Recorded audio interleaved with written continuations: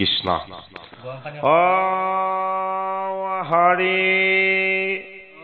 ও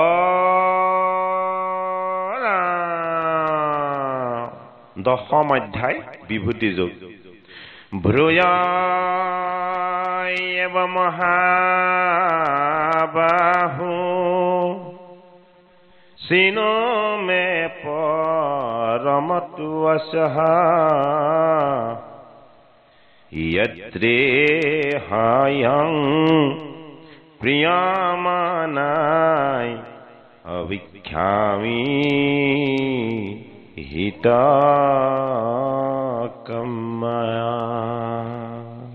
पद अदेव हमे आलोचकरिया ऋषिगण हरि हर বীৰেন সিয়া ৰাধ্য কুনজন অভিগুক পঠাইলা তিনি জন পৰীক্ষিতে ও মাৰিলন্ত লাঠি ভিগু কৃষ্ণ ৰহি দিতে এ ঋষিক পুজিলা ভূ প্ৰিয় বাক্য বুলি অহিদিত ধৰিলা ব্ৰাহ্মণৰ পদ ধূলি ও সেই পদ ধূলি ভৈলা শিৱৎসৰ পান্তি অ কৃষ্ণে সেই ব্ৰাহ্মণ দেৱ দেখাইলা ভকতি অহেনয় কৃষ্ণৰ পদে নচাৰু কমতি দশম অধ্যাত কৈব ঈশ্বৰ বিভূতি ও কৃষ্ণ বোলে চিন্তনৰ কহিব পায় এ প্ৰথম অভ্যাসে ব্ৰহ্ম চিন্তন নযায় ও তোমাৰ হিতৰ অৰ্থে কওঁ পুনবাৰ বিভূতি পৰম তত্ত্ব জ্ঞানয়তিহাৰ ভগৱন্তৰ গীতা হল ভগৱন্ত কৃষ্ণৰ অমৃতময় বাক্যৰূপ গীতা হল গোবিন্দৰ গুৰুৰূপী গভীৰ ঈশ্বৰ তত্ত্ব এই ঈশ্বৰ তত্ত্বত ভগৱন্ত কৃষ্ণই মুখপদ্মে তেওঁ সমস্ত তত্ত্ব কথা অৰ্জুনক বিদিত কৰিলে অৰ্জুনে প্ৰশ্ন সুধিছে ভগৱান কৃষ্ণই উত্তৰ দিছে গীতাৰ তত্ত্ব ইমান গভীৰ যে অৰ্জুনে প্ৰথম বেদনাত বিহ্বল হৈ কান্দিব লগা হৈছে কৃষ্ণৰ পৰা তত্ত্ব কথা লাভ কৰিব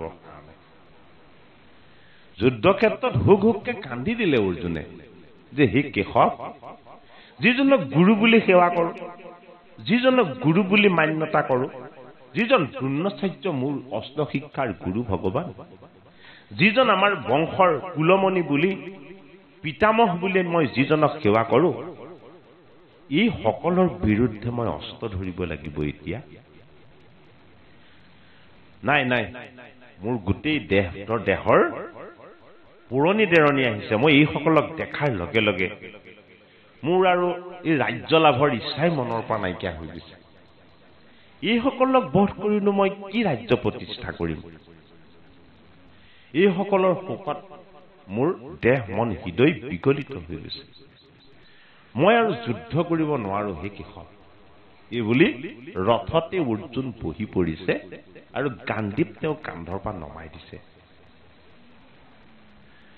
অৰ্থাৎ ভগৱান কৃষ্ণৰ যি পৰম পবিত্ৰ অন্তৰ্দৃষ্টি সম্পন্ন ঈশ্বৰ তত্ত্ব এই ঈশ্বৰ তত্ত্ব লাভ কৰিবৰ কাৰণে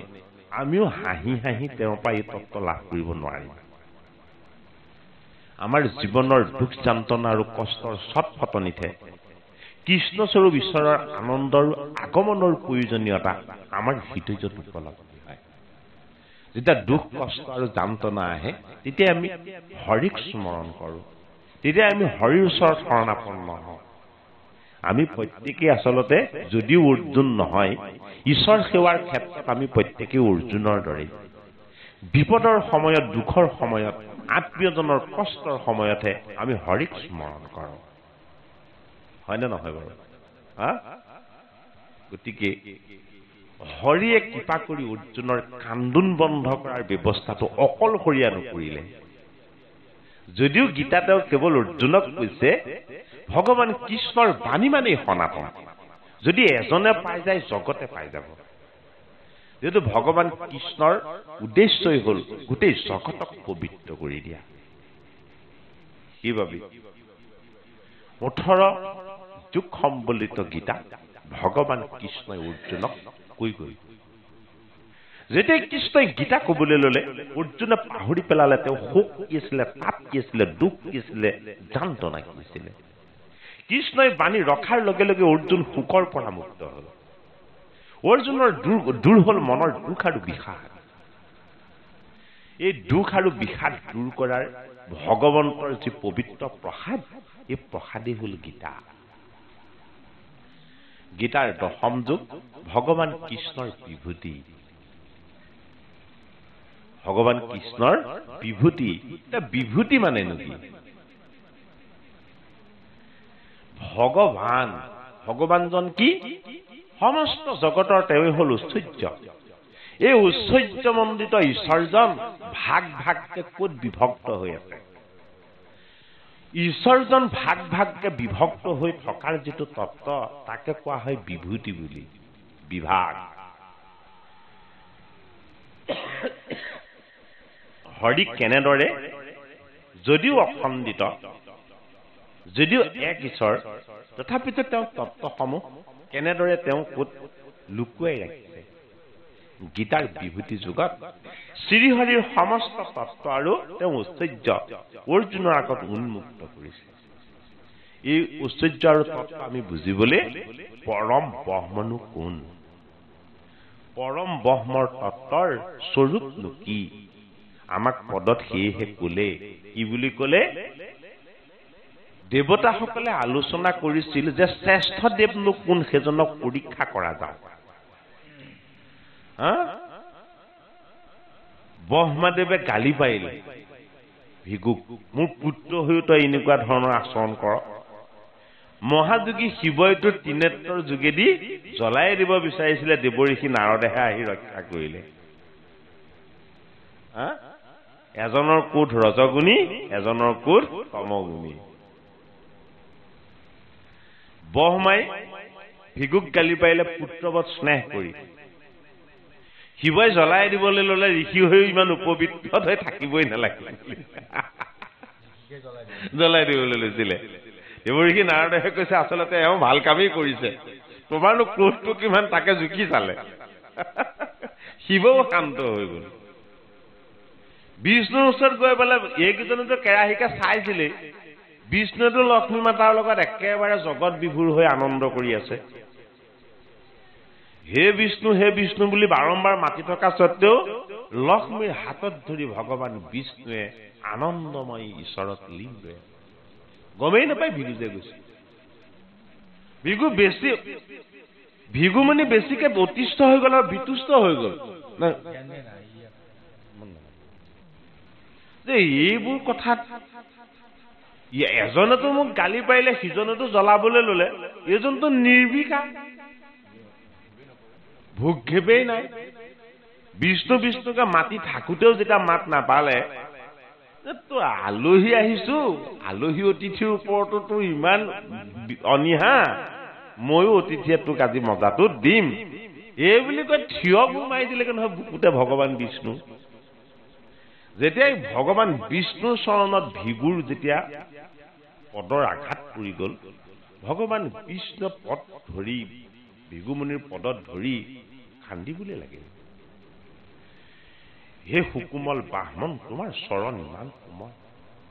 মোৰ হৃদয় বজ্ৰ সম কঠিন তুমি মোক প্ৰহাৰ কৰি কিমান যে কষ্ট পালা তুমি মোক প্ৰহাৰ কৰি কিমান যে দুখ পালা তুমি মোক ক্ষমা কৰি দিয়া মই ব্ৰহ্মানন্দত লীন গৈ আছিলো তোমাক শ্ৰদ্ধা সৎকাৰ কৰিবলৈ মই ঘূৰিয়ে আহিব পৰা নাছিলো সেই আনন্দৰ পৰা তুমি তোমাৰ চৰণত যদি আঘাত পাইছা তেতিয়াহ'লে তুমি মোক ক্ষমা কৰিবা আৰু কি বুলি কৈছে চোৱা তুমি মোক যদিও চৰণেৰে মোৰ বক্ষত প্ৰহাৰ কৰিলা মই শিৱস্বৰূপী অলংকাৰ হিচাপে মোৰ বক্ষত মই তাকে ধৰি ৰাখিম ভিগুৱে হুক হুককে কান্দিবলৈ ললে এইজনেই বিষ্ণু এইজনেই জগতৰ হৰি এইজনেই মোৰ উপাসনীয় ঈশ্বৰ এইজনৰ সমান কৃপালু দয়ালু কোন আছে যিজনে প্ৰহাৰ পায়ো সেৱা কৰে মই ভাবিছিলো যে মোক অতিথিক অপমান কৰিছে কিন্তু মোৰ শ্ৰীহৰি এনেদৰে ব্ৰহ্মময় আনন্দত লীন গৈ থাকে মই অজ্ঞানী ব্ৰাহ্মণে তাকে নাজানো ভিগুৱে পৰি পৰি স্তুতি কৰিলে বিষ্ণু যে তোমাৰ চৰণ দৰ্শন হলে জীৱ শুদ্ধ হব তোমাৰ নাম স্মৰণ কৰিলে জীৱ পবিত্ৰ হব তোমাৰ সান্নিধ্য পালে সমস্ত জীৱ উদ্ধাৰ হব এই জগতৰ ক্ষমাশীল দয়াশীল হৰি তোমাৰ সমান ক্ষমাৰ মূৰ্তি এই জগতত আৰু কোনো নাই তুমিয়েই শ্ৰেষ্ঠ তুমিয়েই মহাবিষ্ণু তুমি মহাবিষ্ণু প্ৰথম বিভূতি জীৱৰ কাৰণে কি এইটো কাৰণে বিভূতি যুগতি কথাটো গোবিন্দ মিশ্ৰই আমাক আনি দেখাইছে জগতৰ শ্ৰীহৰিৰ প্ৰথম বিভূতি হল ক্ষমা যেতিয়ালৈকে ক্ষমাশীল নহব তেতিয়ালৈকে ঈশ্বৰ প্ৰাপ্তি নহব এই তত্ত্বটো খ্ৰীষ্ট ধৰ্মতো যীশু খ্ৰীষ্টই দেখাইছিল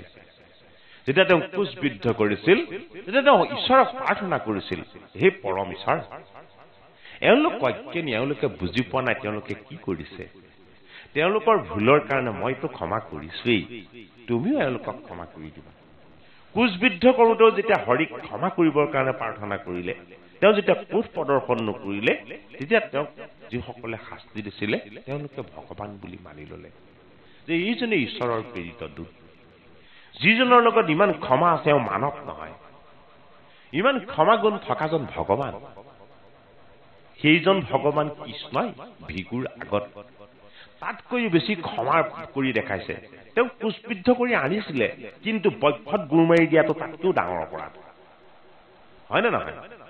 হৃদিত আঘাত কৰা বুলি আমি যিটো কোৱা হৈছে ভগৱান বিষ্ণুৰ শ্ৰেষ্ঠ ঐশ্বৰ্য হল ক্ষমা আমি ইমান অপৰাধ কৰি থাকো আমি ইমান অন্যায় কৰি থাকো আমি গম নোপোৱাকে আমাৰ কিমান পাপ সংঘটিত হয় আমি নাজানো কিন্তু শ্ৰীহৰিৰ নাম গুণ শ্ৰৱণ কীৰ্তন কৰিলে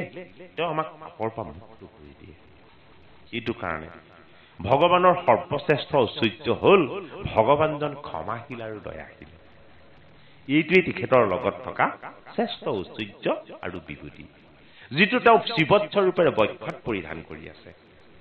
এইটো কাৰণে আমাৰ হৃদয়খন যাতে ক্ষমাশীল হয় ক্ষমাশীল হৃদয়খনকে কোৱা হয় শিৱচ্ছ পাণ্ডি বুলি যাৰ হৃদয়ত ক্ষমা নাই সেইজনৰ শিৱচ্ছ পাণ্ডি কেতিয়াও অনুভৱ কৰিব নোৱাৰে গীতাৰ বিভূতি যোগে প্ৰথম বিভূতি হিচাপে ক্ষমাশীল আৰু দয়াশীল ভগৱন্তৰ বিভূতি বুলি আমাক জানিবলৈ দিলে দি থৈছে এ সগুণে চিন্দিবে আগে যোগীগণে কহে পাছে নিৰ্গুণত মন আপুনি ৰহে বিভূতিক পূজা কৰিবে প্ৰথমত তাতে ভক্তি বাঢ়ি বুদ্ধি হৈব ঈশ্বৰত পদে আমাক জনাইছে যে প্ৰথম ভক্তি সগুণ হব সাকাৰ হব সগুণ ভক্তিৰ অভ্যাসেৰে পাছত নিৰ্গুণত প্ৰৱেশ হব হয়নে বাৰু গতিকে আৰম্ভণিতে ভক্তি হয়তো নিৰ্গুণ হোৱাত জটিলতা আছে যেহেতু এতিয়া আমাৰ মহাপুৰুষ শ্ৰীমন্ত শংকৰদেৱৰ এখন নাম ধৰ্মত আৰম্ভণিতে নিৰ্গুণতে প্ৰৱেশ হ'ব পাৰে গুৰুৰ কৃপাত নহয়নে বাৰু কাৰণ গুৰুজনে আমাক সমস্তখিনি দেখুৱাই থৈ গৈছে আমি তেখেতৰ কৃপাত আমি সেইখিনি পাবলৈ সক্ষম হ'ব পাৰো কিন্তু জীৱ হিচাপে প্ৰথম ভক্তিটো সগুণ হয় কাৰণ কেলে আমিতো শিশু হৈ থাকোঁতে ঈশ্বৰ কি আমি নাজানো নহয়নে বাৰু ভগৱানৰ প্ৰতিমূৰ্তি এটা দেখিলে সেয়াকে ঈশ্বৰ বুলি সেৱা কৰোঁ হয়নে বাৰু গতিকে ভক্তিৰ প্ৰাৰম্ভটো যদি একেবাৰে শৈশৱৰ পৰা ধৰা হয় আমাৰ প্ৰত্যেকৰে প্ৰথম ভক্তিটো সগুণ ভকতি কেনেকৈ সগুণ ভকতি যে আমি কৃষ্ণ মূৰ্তি এটা দেখিলে এয়া ঈশ্বৰ বুলি উপাসনা কৰিছো বিষ্ণু মূৰ্তি দেখিলে এয়া ঈশ্বৰ ৰূপ বুলি আমি উপাসনা কৰিছো কিন্তু পাছতহে বুজি পাইছো যে ভগৱানৰ আচল ৰূপটো হ'ল গুণময় নহয় গুণাত্মক গতিকে সগুণ ভকতিৰে আৰম্ভ হৈ আমি পাছত নিৰ্গুণস্থিত হ'ব পাৰো এ যেন শিশু প্ৰথমে সন্তৰে অল্প জলে এইটোকে কৈছে এই সমুদ্ৰ কোটৰৈ পাছে অভ্যাসৰ বলে সংক্ষেপে কহিলো তিনি অধ্যায়ৰ ভিতৰ এ দশমত বিভূতি কহিব ঈশ্বৰৰ এ মুহুৰ বিভূতি পুনু আছে যত যত কতবা কহিব তাৰ নাহি আদি অন্ত ভগৱানৰ কিমান বিভূতি আছে সেয়া অনন্ত নাকে 1000 মুখে কৈও শেষ কৰিব নোৱাৰে আমি কি কৈ শেষ কৰিম নহয়নে বাৰু তথাপিতো শ্ৰেষ্ঠ শ্ৰেষ্ঠ বিভূতি কেইটামানৰ কথা তেওঁ প্ৰিয় সখা অৰ্জুনক কেতিয়া তেওঁ ক'ব এ তথাপিতো মুখ্য মুখ্য কহিব তোমাত যিমতে সকলো মই জানিবা সাক্ষাৎ সকলোখিনি ময়েই বুলি জানিবা তথাপিতো মুখ্য মুখ্য কেইটামানৰ কথা মই তোমাক কওঁ এতিয়া শুনা হে মুক নজানয় মহাদেৱ ঋষি যত অনাদি অব্যয় নাহি আদি অন্ত মই হে নিয়ন্ত স্বামী লোক মহেশ্বৰ হে মুক সদায়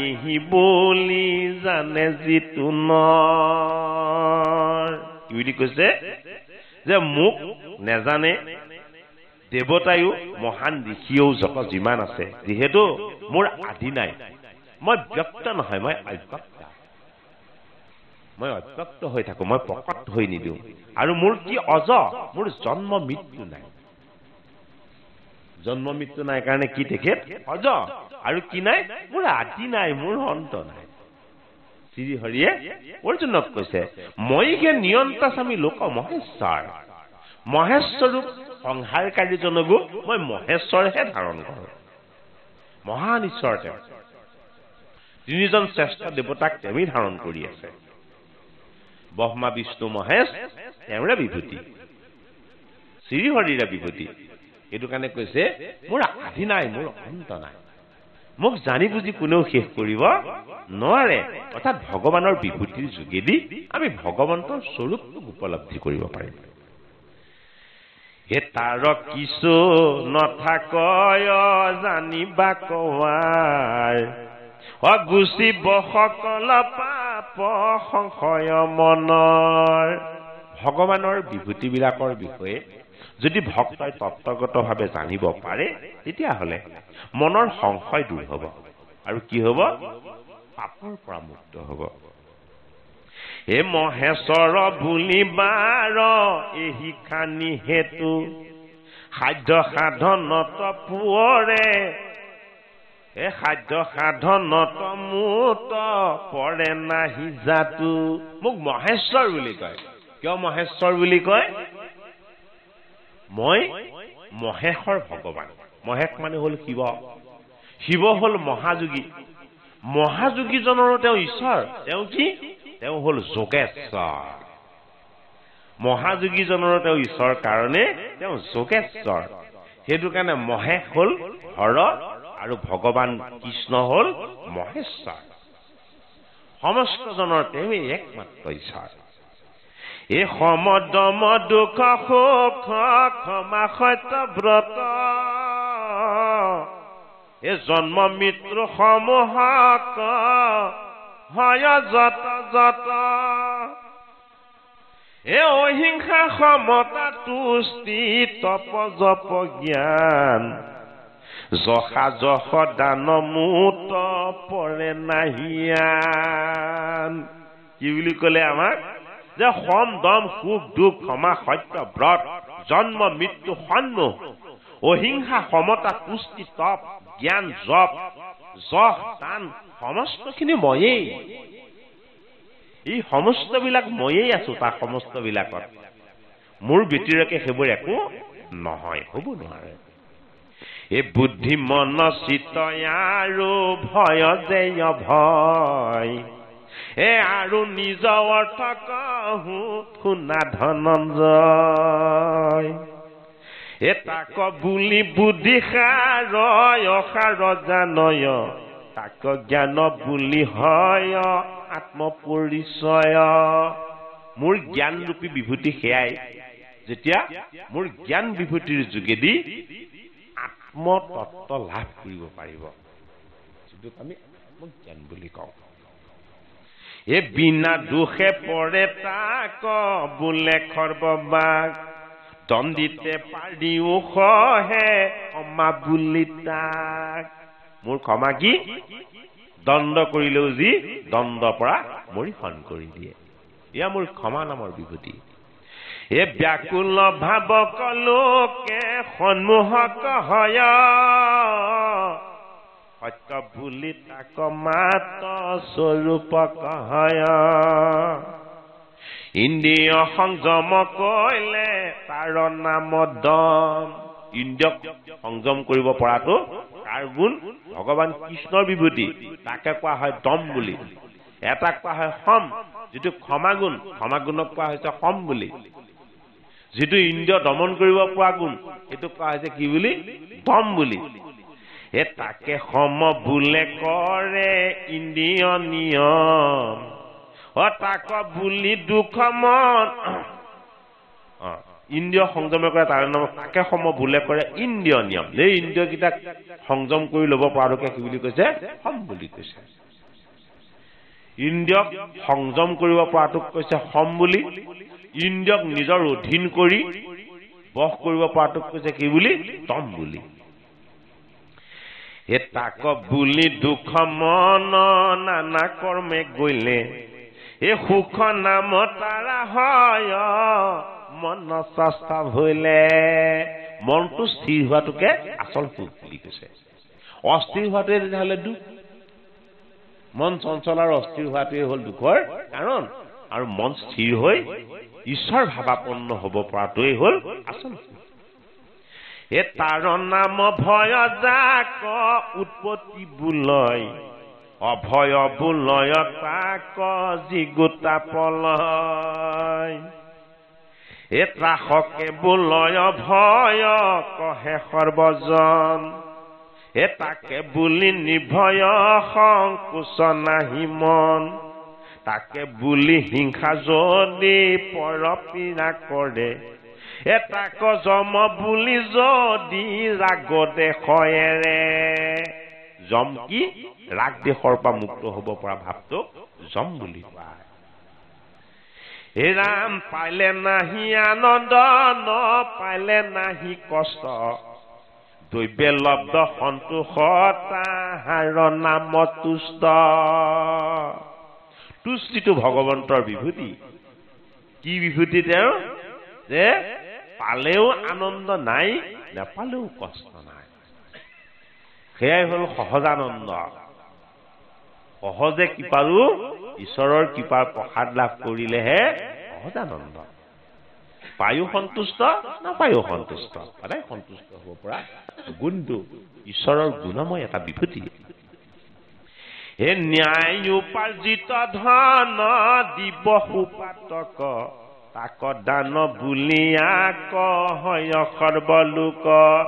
অন্যায় উপাৰ্জন কৰাটো দৰিদ্ৰজনক দান কৰিলেও ধৰ্ম অৰ্জন নহয় ন্যায় আৰু সৎ পথে অৰ্জন কৰা সম্পত্তিহে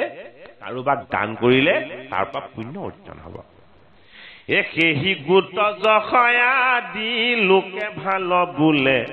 দুৰ্যশ তাহাৰ নাম মন্দ কৰ্ম কৰিলে যতে কহিলো মানে সবে মোৰ ভাৱ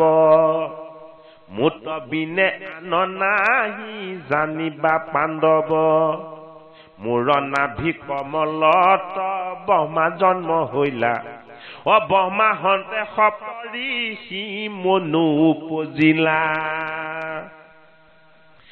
এ ব্ৰহ্মাৰ ভূমধ্যহন্তে ভৈলা সন্ধ বেলা ঘোৰ ভয়ংকৰ ৰূপে কালয় উপজিলা এ কন্যায়ে কয় উপজিলা কটাক্ষৰ মাজে জাত ব্ৰহ্মা মোহ গয়া বৰ পাইলা লাজে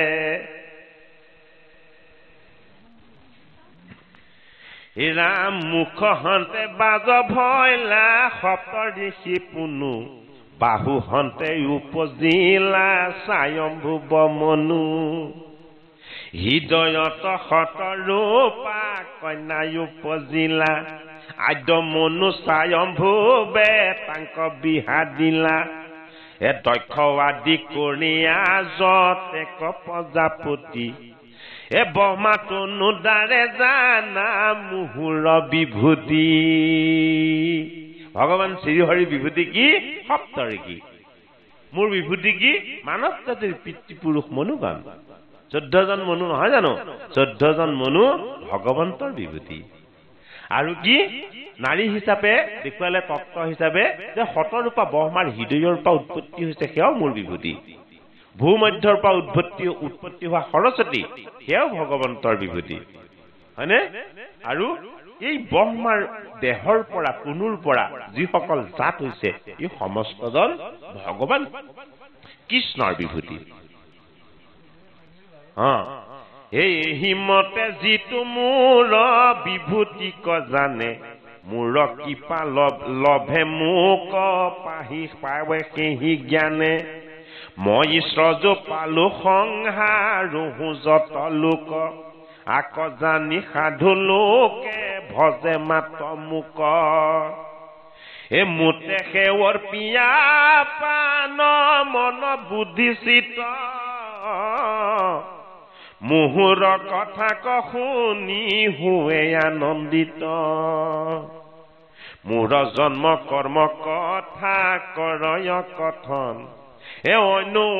কৰে প্ৰেম শ্ৰৱণ কীৰ্তন এ কতো কহে কতো শুনে বুজে পৰস্পৰে মোৰ যশ গুণ গাই তাতে ক্ৰিয়া কৰে এই হিমতে ভক্তি জ্ঞান কৰয় প্ৰকাশ মোৰ দায়া হুয় বিদ্যা কৰে নাশ বুদ্ধি নিয়মিতাৰ থিৰ কৰে মন এ অনন্য শৰণ হয়া নচাৰে চৰণ ভগৱান কৃষ্ণৰ বিভূতিবিলাক যিজনে হৃদয়ংগম কৰিব পাৰিছে এইজনে ব্ৰহ্মতত্ত্বৰ পৰিচয় লাভ কৰিব পাৰে সমস্তজন ভগৱান কৃষ্ণতে লীন গৈ আছে ভগৱান কৃষ্ণৰে ঐশ্বৰ্য হৈ তেওঁলোক প্ৰকাশ হৈ আছে কিন্তু আমি নাজানো এইবাৰ অৰ্জুনক ভগৱান কৃষ্ণই প্ৰতিপদ বিভূতিৰ পৰিচয় কৰাই দিছে মই স্বৰূপ ঈশ্বৰ কৃষ্ণৰ যি ঐশ্বৰ্য যি বিভূতি মোৰ লগতে লীন গৈ থকা যি তত্ত্ব হে মোৰ সখা অৰ্জুন তুমি বুজা তোমাৰ লগতে মই মন চিত্ত বুদ্ধি অহংকাৰ তত্ত্ব হৈ আছো মোৰ এই তত্ত্ববিলাকক তুমি অনুভৱ কৰা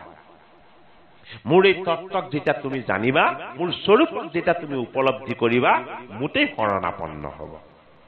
জানিব মই এই জগতৰ সকলোৰে স্বামী মোকেই স্তুতি কৰিব মোকেই ভক্তি কৰিব মোকেই উপাসনা কৰিব মোৰ আনন্দময় ঈশ্বৰ তত্ত্বক সাক্ষাৎ কৰি সেইসকলে বন্ধনমুক্ত হৈ যাব মোৰ পবিত্ৰতা তেওঁলোকে অনুভৱ কৰি মোক উপাসনা কৰিব আৰু মোক নিৰন্তৰ ভক্তিভাৱে ভজিবলৈ ল'ব অৰ্জুনক কৈছে কৈ আছে হয় এ অৰ্জুনে বুলন্ত শুনি মোক জগন্নাথ দণ্ডৱতে পৰি প্ৰণাম হুদুৱাই মাত মই তোমাক মোৰ সখা বুলিয়ে ভাবি আছিলো তুমি ইমানখিনি বস্তু ধাৰণ কৰি থকা কথাটো মই গমেই পোৱা নাছিলো জনাই নাছিলো হে জগন্নাথ সমস্ত জগতৰ তুমি স্বামী তুমি মোক কোলা কাৰণে মই অনুভৱ কৰিব পাৰিছো মোৰ লগতো মন চিত্ত বুদ্ধি অহংকাৰ ৰূপে তুমি প্ৰৱেশ হৈ আছা সমস্ত ঋষিসকলক তুমিয়ে পৰিধান কৰি আছা এই জগতক তুমি চৈতন্য কৰি আছা এই বুলি অৰ্জুনে ভগৱান কৃষ্ণৰ চৰণত ধৰি বাৰম্বাৰ স্তুতি কৰিছে আৰু তেওঁ সেৱা কৰিছে। হে অনাদি ঈশ্বৰ পূৰ্ণ ব্ৰহ্ময়ন্তৰ্যামী, ঋষিগণে মুখে পৰ্বে শুনি আছো আমি। ঋষিসকলৰ পবিত্ৰ মুখপদ্মে শুনিছো, হে জগতৰ শ্ৰীহৰি, তুমি অনাদি, তুমি অনন্ত, সমস্ত জগতৰ তুমি স্বামী বুলি। কিন্তু আজি তোমাৰ কৃপাত মই তোমাক প্ৰত্যক্ষ সাক্ষাৎ কৰিছো। এ অসিত দেৱল ব্যাস নাৰদৰ মুখে, তোমাক ঈশ্বৰ বুলি কহয় উচ্চকে। অসিত দেৱল ব্যাস নাৰদ আদি ঋষিসকলে তোমাক ঈশ্বৰ বুলি কৈ আছে। আৰু আজি তোমাৰ বিভূতি হিচাপে সেই ঋষিসকলক যে তুমিয়ে ধাৰণ কৰি আছা, এই কথাটো তুমি জনাইছা। তোমাক যে ঈশ্বৰ বুলি কৈ আছে সেইসকল তোমাৰে বিভূতি। অৰ্জুনে সেই কথাটো জানি আনন্দ পাইছে। এইটো সম্পত্তি তোমাৰ মুখে শুনিলো এখন, এ যত ভ্ৰম দূৰ গৈলা গুচিল অজ্ঞান। ও তোমাৰ বাক্যৰ কোনে বুজিবে ভাব, সুৰ নৰ সিদ্ধ মুনি নুবুজে দানৱ। এই কেশৱ, তোমাৰ বাণীনো কোনে বুজি পাব পাৰে? তুমি অনন্ত, তুমি অনাদি, তোমাক বুজি শেষ কৰিবৰ কাৰো শক্তি নাই। ঋষিসকলেও, যোগীসকলেও, সুৰসকলেও, নৰসকলেও, সিদ্ধসকলেও, মুনিসকলেও, দৈত্য দানৱেও তোমাৰ তত্ত্বক নাজানে। তুমি জগতৰ শ্ৰীহৰি, তুমি জগন্নাথ। অৰ্জুনে এই বুলি কৃষ্ণক বন্দনা কৰিছে। এই অসংখ্যাত বিভূতি নাহি যে পৰিমাণ, এ কোন ৰূপে চিন্তি বহু নজানো সন্ধান। হে কৃষ্ণ, ইমান তোমাৰ ঐশ্বৰ্য, ইমান তোমাৰ বিভূতি, তুমি ইমানখিনি বস্তু মোৰ সন্মুখত আনি পৰিচয় কৰাই দিছা, মইনো তোমাক এতিয়া কোনটো ৰূপত ভজিম? মই তাকে বিচাৰি পাৰ পোৱা নাই। অৰ্জুনে কৃষ্ণক কৈছে, হে পুনৰপি কহিও ক দেৱ ভগৱান, তব কথাই অমিত আনন্দে কৰপান। হে কৃষ্ণ, তুমি পুনৰ কোৱাচোন তোমাৰ বিভূতিবিলাকৰ কথা। তোমাৰ বাক্যৰ অমৃত পান কৰিলেই মোৰ ধন্য হব। ভগৱান কৃষ্ণৰ বাক্যটো কি? ভগৱান কৃষ্ণৰ বাক্যটো অমৃত। কেনেকৈ অমৃত? দুখ আৰু সুখত তলবল কৰি থকা অৰ্জুনক স্থিৰ কৰি দিলে। মৃত্যুৰ অভিসম্পাদ লাভ কৰা পৰীক্ষিতক গংগাৰ পাৰত ঈশ্বৰ সাক্ষাৎ কৰাই দিলে। সেয়াই ভগৱান কৃষ্ণ বাণীৰ ৰূপত, বাণীৰ ৰূপত বেদ, বাণীৰ ৰূপত গীতা, ভগৱন্ত কৃষ্ণৰ কীৰ্তন আৰু ভক্তিৰ তত্ত্বৰ ৰূপত ভাগৱত। সেইজন হৰিয়ে তেওঁ মুখপদ্মে বিগত কৰিছে অৰ্জুনৰ আগত মোৰ বিভূতিবিলাক। মই কেনেদৰে বিভক্ত হৈ আছো ব্ৰহ্মবিলাকৰ মাজত। মই পৰম ব্ৰহ্ম। ব্ৰহ্মবিলাকৰ ভাগটোকে বিভূতি বুলি কোৱা হয়, যিহেতু তেওঁ পৰম ব্ৰহ্ম। পৰম ব্ৰহ্ম, ব্ৰহ্মৰ অংশ তত্ত্বত কেনেকে বিভক্ত হৈ প্ৰতিষ্ঠিত বিভূতি যুগত, সেই পৰিচয় অৰ্জুনক ভগৱান কৃষ্ণই আগবঢ়াইছে। এ যদি বোলাই অনেক কহিলো যদু যায়, যতে কহুনো আৰু তৃষ্ণা বাঢ়ি যায়। হে কৃষ্ণ, তুমি যদি ভাবিছা তুমি মোক বহুতখিনি কৈছা বুলি, মইনো কি কম? মই তোমাৰ সেৱক, মই তোমাত শৰণাপন্ন, মই তোমাত আশ্ৰিত। তোমাৰ বাক্যত ইমান অমৃত আছে, ইমান মধুৰতা আছে, ইমান